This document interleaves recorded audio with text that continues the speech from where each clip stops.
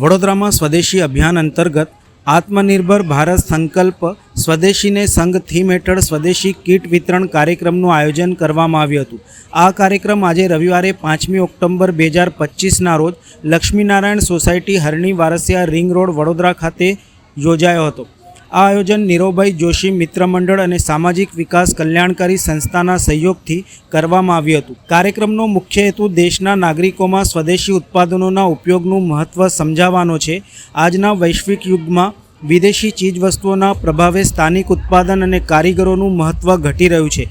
એવા સમયે સ્વદેશીના સંદેશ આપતા આ પ્રકારના કાર્યક્રમો દેશની અર્થવ્યવસ્થાને મજબૂત બનાવવા માટે અગત્યનું યોગદાન આપે છે। આ પ્રસંગે ખાસ કરીને ગૌ માતા આધારિત સ્વદેશી કીટનું વિતરણ કરવામાં આવ્યું હતું। આયોજકોનું માનવું છે કે આ દિવાળી વિદેશી ચમકથી નહીં પણ ગૌ આધારિત સ્વદેશી સામગ્રી સાથે ઉજવીને સાચી ભારતીય સંસ્કૃતિને જીવંત રાખવી જોઈએ। સ્વદેશી અભિયાન દ્વારા સ્થાનિક ઉત્પાદનને પ્રોત્સાહન આપતા વડોદરા શહેરમાં આત્મનિર્ભર ભારતના સપનાને સાકાર બનાવવા માટે આ કાર્યક્રમ એક પ્રેરણાદાયી પગલું બની રહેશે। આજના સ્વદેશી કીટ વિતરણ કાર્યક્રમ પ્રસંગે વડોદરા શહેર બીજેપી પ્રમુખ ડૉક્ટર જયપ્રકાશ સોની તથા કાઉન્સિલરો, અગ્રણીઓ, મહાનુભાવો, નાગરિકો મોટી સંખ્યામાં ઉપસ્થિત રહ્યા હતા। આજે નીરવભાઈ જોશી અને એના મિત્ર મંડળ દ્વારા અહીંયા ગૌ આધારિત વસ્તુઓનું વિતરણ કરવામાં આવ્યું છે। ગૌ આધારિત વસ્તુઓ આપણે વધુમાં વધુ વાપરીએ, એનો પ્રચાર પ્રસાર થાય, એના હેતુથી આ કાર્યક્રમ આયોજિત કરવામાં આવ્યો હતો। ગાયને આપણે માતા તરીકે પૂજીએ છીએ, એનું કારણ એ છે કે ગાય આપણું પાલન પોષણ કરે છે।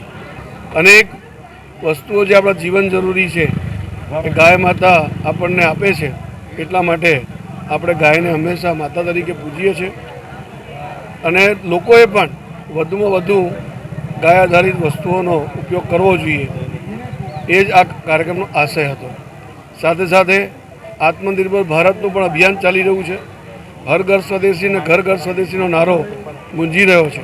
આઝાદીના સમયમાં પણ મહાત્મા ગાંધીજીએ જે પ્રકારે સ્વદેશી આંદોલન કરીને દેશને એક ચળવળ આપી હતી, એ જ પ્રમાણે આજે દેશના અર્થતંત્રને સારી મજબૂતાઈ આપવા માટે ભારતીય નાગરિકોને આહ્વાન કરવામાં આવી રહ્યું છે કે આપણે દેશના મહેનત કરનારા લોકોથી બનેલી વસ્તુઓ, એના પરસેવાથી બનેલી વસ્તુઓનો વધુમાં વધુ ઉપયોગ કરીએ, સ્વદેશી વસ્તુઓ વાપરવાનો આગ્રહ રાખીએ, જેથી કરીને ભારતનું અર્થતંત્ર વધુને વધુ મજબૂત બને।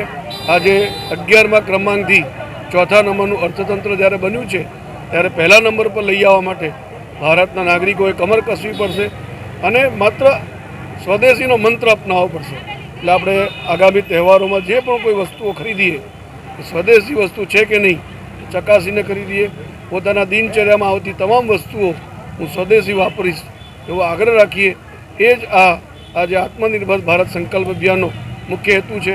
તો આપણે સ્વદેશીનો મંત્ર અપનાવીએ અને દેશના અર્થતંત્રને વધુ મજબૂત કરીએ। આજ રોજ અમે નીરવ જોશી મિત્ર મંડળ દ્વારા અને સામાજિક કલ્યાણકારી સંસ્થા દ્વારા સ્વદેશી કીટ વિતરણનો કાર્યક્રમ કરી રહ્યા છે।